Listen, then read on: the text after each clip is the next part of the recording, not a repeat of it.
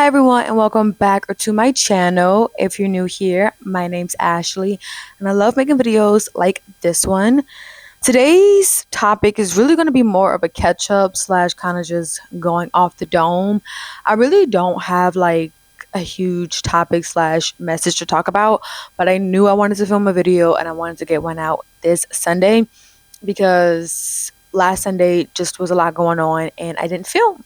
I was also on my period. So I needed rest, I needed sleep. And if you're not new here, you will know that I take my menstrual very seriously, TMI. But when I am bleeding slash, this that time of the month, I don't do a lot. I rest, I take it slow. I am giving my body all the nutrients it needs, not just food wise, but also mentally, spiritually. So hence I did not record or post last week. But we're back. We're here and we're just going to catch up. Again, I don't really have a whole structured um criteria for this video. I'm just catching up with you all. So that's where I've been. That's why I did not upload or post a video last week. Um I think I really want to talk about getting your spark back as a Christian, as someone that's going through a heartbreak, because that is really the season of life that I've been in. I backslided. I was very much so in the world of sin and going through what felt like spiritual warfare, but it really was just my disobedience. Okay. And now I am dealing with the heartbreak after that. Not just like the actual ending of the relationship, but just like the effects of choosing to be disobedient now coming. And I am slowly but surely getting my spark back. So let's talk about it. The number one advice I would say when it comes to getting your spark back is to feel all the feels. I pretty much gave myself 4 weeks, which isn't really the healthiest because at the same time, like your body needs time to heal. It doesn't always have like, oh yeah, this is the timeline.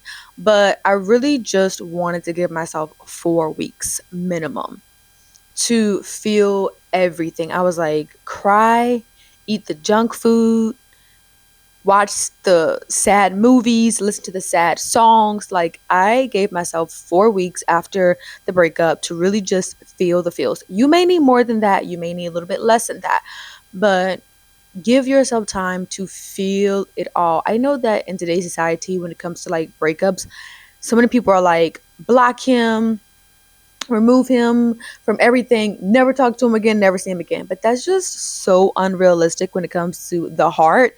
You are going to have so many emotions come up. You're going to have so many, thoughts and memories that flood your mind. Like, it's just unrealistic to think that once the breakup happens, that like your heart is also going to follow and it's just going to like let go of all the love you ever have with this person. Like, everything's going to be great. That's just unrealistic. So, again, number one, highly, highly, highly recommend feel the feels. Cry, write in your journal all the things in which you thought was to happen. Be angry, be sad.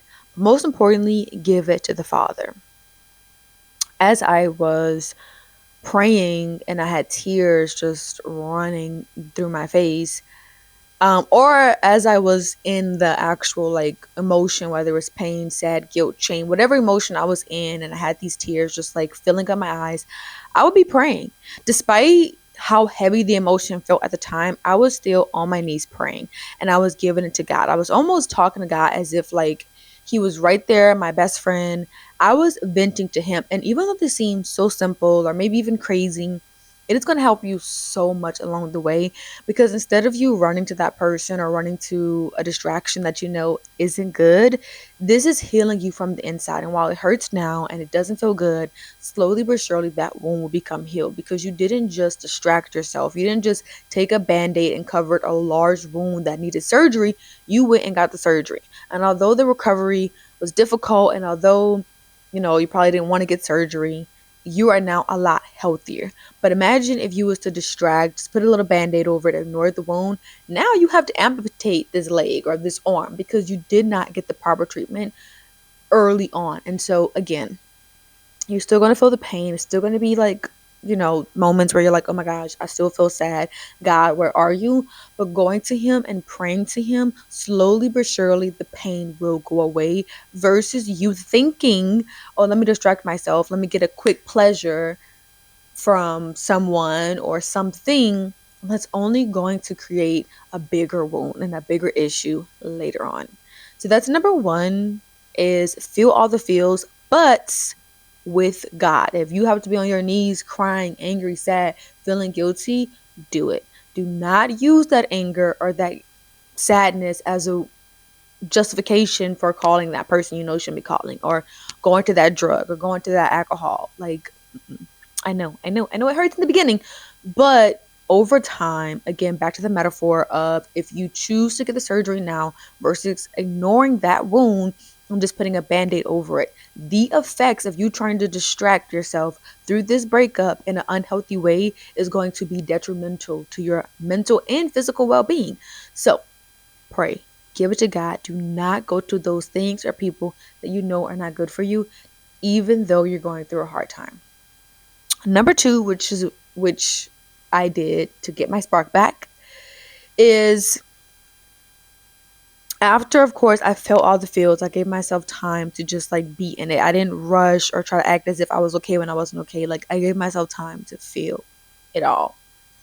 Number two, I created different challenges with myself.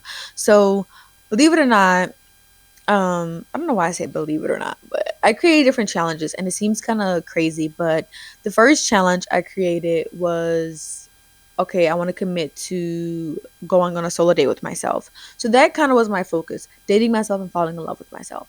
The second challenge I wound up doing was actually with my aunt and mom, and it was a 7-day challenge, and it really just consisted of mostly eating better, and also um it consisted mostly of like eating better foods and working out a certain workout for 7 days.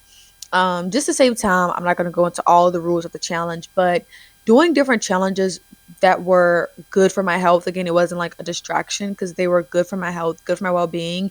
It caused my mind to be so focused on bettering myself that I didn't even have time to miss this person, because my days would consist of waking up. I would have a really slow morning. I would be spending time with God. That could last all of an hour. Then I'm working out. That could last all of like an hour.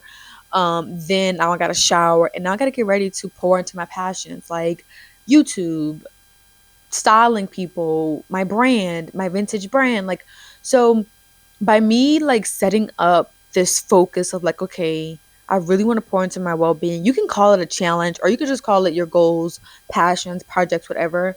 But by me having this set like to-do list every single day that I wanted to follow to get closer to my goals, the more I realized I didn't even have time to miss my ex. I didn't even have time to like text him, because next thing you know, it will be 9 p.m., 10 p.m., and I'm about to go to sleep because I have an early morning and do it all over again. So another thing to do is really create, it could be something so simple as, okay, for the next 4 days, I want to scroll on my phone for only 30 minutes. And now you're using that time to focus in on other things. It could be for the next 4 days, I want to, for example, I love sewing and I'm trying to get out of my comfort zone and sew more things that are different.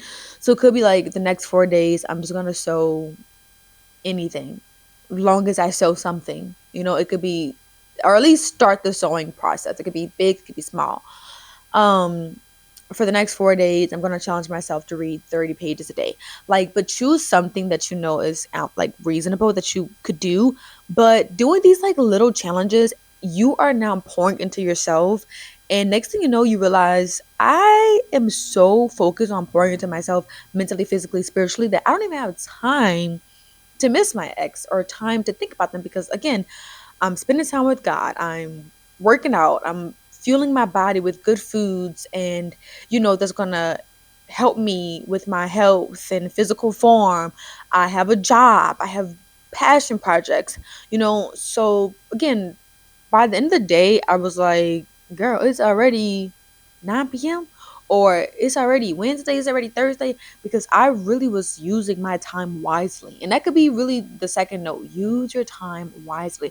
If you have too much time on your hand, of course you're going to miss them more. Of course you're going to be thinking about them a lot more and tempted to call them or meet up with them.